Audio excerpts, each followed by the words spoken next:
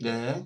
이번 시간은 기술 경영 관리 제10강 법률적 검사 관리와 장기 수선 계획에 대해서 알아보도록 하겠습니다.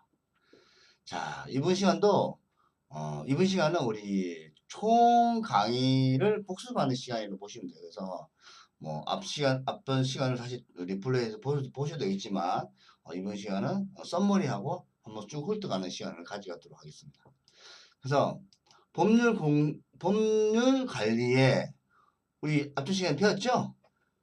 공동주택의 경우에 150세대 이상은 주택관리사가 의무 관리를 해야 됩니다. 그리고 150세대 이하는 저희들 빌딩 건설 관리사도 할 수 있는 거예요. 자, 그리고 그 중에 500세대 이상은 주택관리사가 해야 되고, 우리 바로 주택관리사 자격증 따면은 주택관리사 보고 됩니다. 보는 150세대에서 500세대 미만만 관리할 수 있다. 참고적으로 하시고요. 우리 영리가 아니지만 어떤 부분인지는 알고 넘어가야 돼요. 그래서 우리가 150세대 이하인 라울 아파트, 그리고 우리 상가 빌딩, 기타 오피스텔 세대가 상관없죠. 등은 우리가 할 수 있다. 그렇게 아시면 되고요. 그리고 그 다음 이제 중요한 거, 건축물 유지 관리 법에 의해서 건축물 유지 관리 정기 점검, 연면적 3,000m 제곱 이상인 건물은 최초 승인 후 준공 나고 5년마다 이제 5년 후에 처음 실시돼요. 그리고 5년 그 실시된 이후에 3년마다 정기 점검을 받아야 돼요. 건축물 유지 관리 정기 점검을 받아야 되는 거죠. 모든 건물은 마찬가지입니다. 집합 건물에 대한 모든 건물, 뭐 공동주택이든 뭐 상가든 오피스텔이든 전부 다죠. 그래서 때가 되면은 건축물 유지 관리 정기 점검을 받아라고 구청에서 시도지 행정구청에서 날아옵니다. 편지가. 한번 했던 부분이니까 제가 말씀드리는 거고요. 그 다음에 기계설비 유지관리자 처음 들었을 거예요. 이게 이제 법이 생긴 지 얼마 안 됐는데, 이거 보십시오. 연면적 만해배. 만해배면 얼마죠? 약 3,300평. 3,000평 정도 되죠? 에서 15,000해배, 만해배 이상부터는 기계설비 유지관리자를 선임하고 기계설비 유지관리법에 의해서 기계설비 성능 점검 검사를 연이에 해야 된다. 새로 생긴 법입니다. 그래서 일정 면적일 때는 중급, 뭐 기술자 초, 중, 고급이 있습니다. 뒤에 가서 한번 더 하겠지만 초급 10,000평 이상은 2024년 4월 17일부터 선임을 해야 되고 검사를 받아야 돼요. 15,000m 이상은 15,000평 이상은 평이 아니죠. 해배 15,000해배 이상은 내년도 4월 17일부터 선임해야 되고 점검을 받아야 됩니다. 그런 법이 있어요. 그래서 기계설비 유지관리자는 어떤 자격증을 갖고 있어야 되나? 전기는 전기기사, 산업기사, 전기기사 회계직이 있죠. 기계설비 유지관리자는 이런 자격증이 있는 사람이면 초급으로 바로 선임이 된다. 그리고 초급으로 선임이 되고 일정 시간이 지남에 따라서 중급, 고급으로 등급이 나눠진다. 그렇습니다. 그래서 뭐 인터넷에 어떤 결과에 의해서 보니까 가장 어려운 시험이 이거는 그 객관적인 얘기입니다. 주관적인 얘기입니다. 가장 어려운 시험이 일반 기계 기사가 가장 어렵고 그 다음에 가장 도전하기 쉬운 게 에너지 관리 기사라고 제가 판단할 때는 이렇게 보여주고 있습니다. 그래서 건설 기계 설비나 에너지 관리 기사 정도는 우리가 차후에 한번 도전해 봐도 괜찮다. 도전하면 좋다. 그렇게 보시면 돼요. 그리고 제가 볼 때는 만평이 있으니까 일정 규모 도전해야 되지 않을까 라는 생각을 하고 있습니다. 그렇게 하시면 되고요. 그 다음에 전기 설비 안전검사, 전기 수변전실 있죠? 수변전실, 변압기나 뭐 이런 거, 발전기를 3년마다 검사를 한다. 매월 점검을 해요. 누가 하는 거죠? 매주 관리에 의해서. 전기 안전관리 매주 관리에서 매월 뭐 킬로와트당 틀리지만 한 달에 한 번 오는 경우도 있고 일주일에 한 번 오는 경우도 있습니다. 그래서 수변전 용량이 1000kg고 발전기가 500kg 이하인 경우에는 외주를 줄 수 있는 거 아시겠죠? 한번 얘기했습니다. 점검하는 시간이니까요. 기억하시고. 그 다음에 소방이죠? 작동 정밀 점검, 종합 정밀 점검, 작동 기능 점검. 6개월에 한 번씩 하는 거죠? 그래서, 자, 우리가 소장님이 1급, 1번 안전관리자. 안전관리자 씁시다. 안전관리자. 안전관리자. 1급 안전관리자는 어떻게 되는 거죠? 자, 수련도 제가 1급 도전하라 그랬습니다. 기억하시고요. 꼭 1급 해도 2급은 의미가 없어요.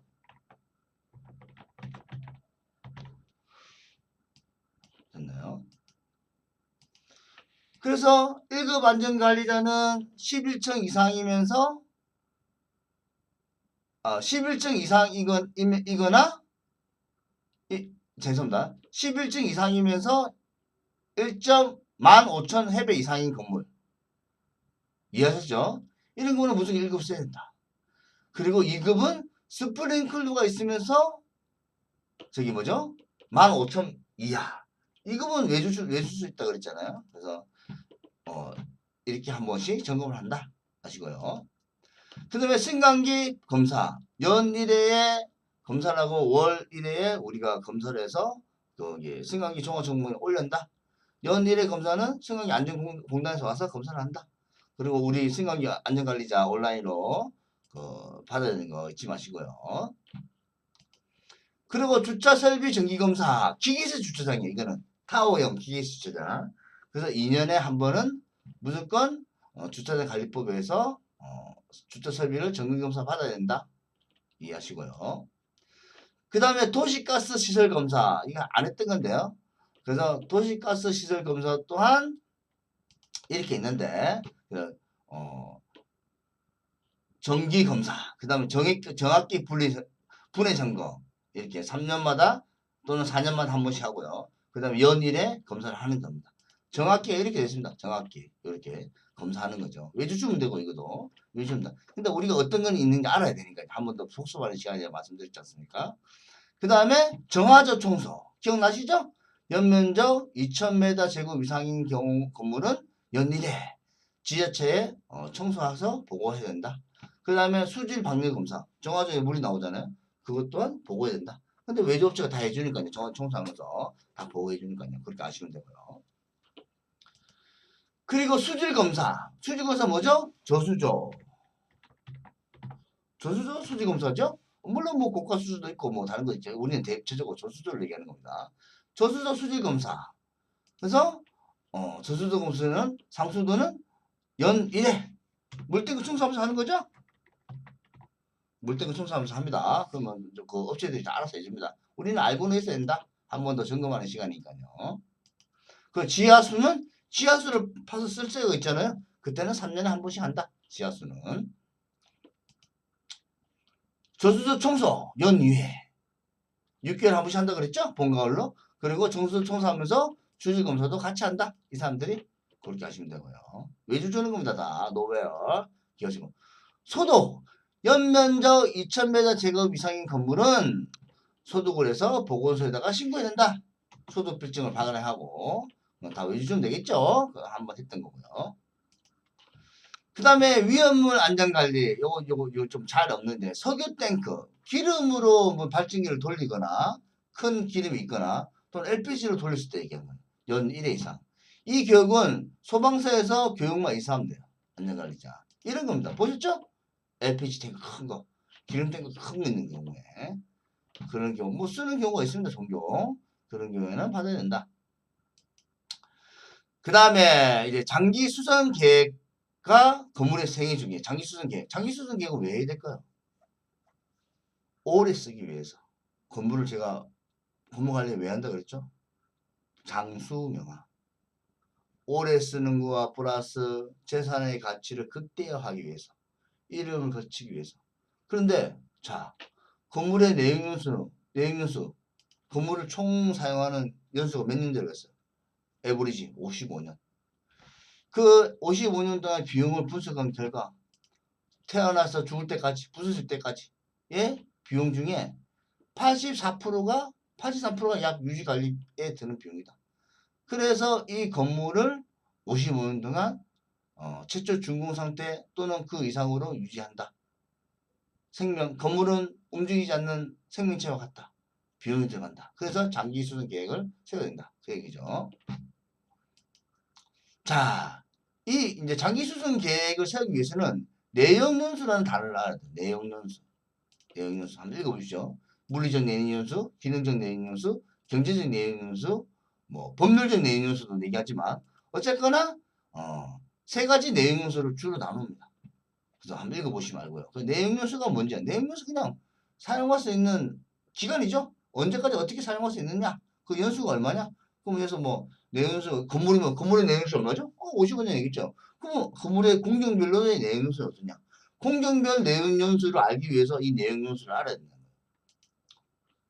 그래서 이 공정별로 내역연수를 알고 이 공정별 내역연수를 장기로 쓰기 위해서 장기수선 계획을 세워야 됩니다. 읽어볼게요. 건물의 생애 주기 연장과 장수 명화를 위해 각 공정별 내역연수에 의해 중장기 계획을 수립해야 하고 적절한 비용을 적립해야 한다. 이게 장기수선 계획의 목표예요. 그러면 장기수선 계획을 하면 뭐예요? 비용을 적립해야 되는데 그 비용을 장기수선 충당금이라고 하거나 장기수선 적립금이라고 합니다. 장기수선 적립금은 구분 소유자가 납부하는 걸 원칙으로 하고 있어요. 근데 임대인이 납부한 경우는 퇴거 시에 그 비용을 구분소유자 받아서 구분소유자 내줘야 됩니다. 우리 뭐 임차인의 점유자, 임차인이다. 그럼 임차인이 장기수선금을 냈어. 그러면 나중에 나갈 때 뭐 정산해서 구분소유자로 돌려주라고 얘기해야 됩니다. 아시겠죠? 그래서 한번 보겠습니다. 자, 이제 수선주기가 있어요. 수선주기. 수선주기가 뭐죠? 결국은 수선주기가 내역연수잖아요.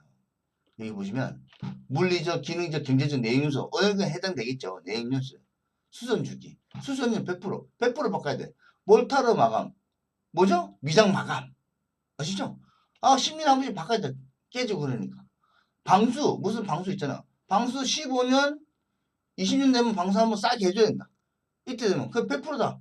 100%는 뭐죠? 최초에 공사했던 비용 또는 현재가 공사한다고 생각할 때의 금액을 100%로 준비해야 된다. 맞죠? 아스팔트 몇 년? 5년마다 수리, 부분 수리 10%. 맞죠? 10%. 전면 교체는 20년 되면 전면 교체. 아스팔트 다 까서 새로 해야 된다. 그죠? 돌 붙이기. 돌. 우리 돌 했잖아요. 첫째 시간에. 돌도 25년 되면 외장을 바꿔야 된다. 그럼 몇 프로? 5%. 작죠? 페인트. 페인트 5년 되면 무조건 페인트 칠 새로 한다. 우리 아파트 보면 페인트 새로 하잖아요. 5년마다. 이 여기에 수선 장기 수선 계획은 거의 다 집합건물의 장기 수선 계획에 어떤 규정이 없어요. 그래서 공동주택관리법에는 장기 수선 계획에 법률이 정해져 있어요. 그래서 거기에 있는 법을 잘 가져와서 한다. 그렇습니다. 그래서 하나씩 읽어보시면 돼요. 그래서 보시겠죠. 보죠. 7, 뭐 5년마다 하죠. 다 7은 5년마다 하죠. 주차장 바닥. 이것도 7이잖아요. 바닥 7. 5년마다 50%, 10년마다 한 번 하는 거죠. 그리고 15년 되면 무조건 또 100% 바꿔야 된다. 바닥 도장이죠. 근데 논슬립 뭐 이렇게 돼. 한 번씩 읽어보시면. 그래서 쭉쭉쭉쭉 한다. 그래서 이런 거에서 우리는 장기수선 계획에 돈을 모아야 된다. 그러면 얼마인데 얼마? 얼마나 모아야 되냐고요? 도대체 알 수가 없어. 계산이 복잡해. 물론 공동주택관리법에 의해서 저기 뭐죠? 주택관리사는 그 계산을 하고 하면 돼요. 또 어렵잖아요. 한번 엑셀로 써보면 쭉 나와요. 어렵지 않아요. 근데 우리 같은 집합 건물을 어떻게 해야 되느냐? 그게 문제예요. 자, 정해봅시다. 지하 3층, 지상 8층이 있고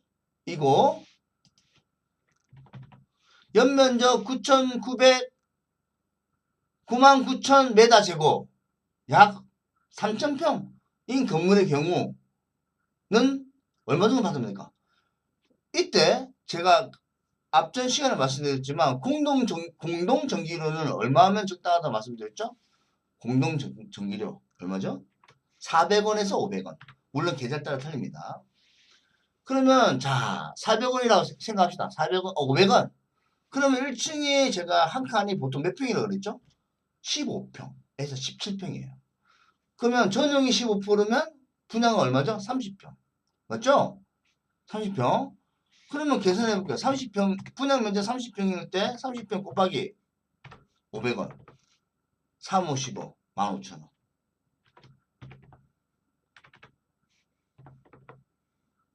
3, 5, 15, 15,000원 맞죠?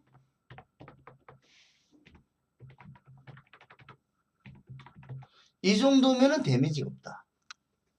한 달에 15,000원 일찍 낼 수 있잖아요. 데미지 없다. 이게 만약에 3만원, 4만원이다. 엄청나게 관리비가 올라가면서 다른 관리비까지 높게 보일 수가 있어요. 그래서 물론 뭐 오래 쓴다 그러면 1,000원까지는 가능해 평당. 근데 분양평수 기준으로 1,000원까지 가면 좀 높을 수 있어. 왜냐면 위에 같은 경우에는 위에층 같은 한 200평 쓰는 사람은 1,000원이면 얼마입니까? 200평 쓰면은 분양이 400평이잖아요. 40만씩 내야 돼요. 장난 아닌 거죠. 그래서 제가 생각할 때는 분양평수 기준 평당 500원이면 적절하다. 그렇게 보십니다. 그럼 자 3,000평이잖아요. 500원은 얼마요? 한 달에 얼마를 거쳐요? 3, 5, 15, 150만 원 거치잖아요. 한 달에 맞지 않나요? 3,000평 곱하기 500원. 응? 150만 원이잖아요. 150만 원씩 적금한다. 1년이면 얼마? 1,800만 원. 그 정도면 뭐 공사할 수 있지 않을까요? 3년이면은 뭐 한 6천만 원 되잖아요. 그 정도면 어떤 거든지 공사할 수 있다. 제 생각이고 저의 경험치를 얘기한 겁니다. 그래서 식강도 앞전 강의 가서 한 번 더 여러분들이 공부를 하시고 저는 한번 필터링 해드린 거니까 앞 강의를 한 번 더 리플레이해서 보시는 것도 좋은 시간을 가질 수 있다고 생각하고 있습니다. 하여튼 기술 경영 관리 식강 총 마치고요. 너무 수고하셨습니다. 우리 선생님들의 건승을 기도하겠습니다. 감사합니다.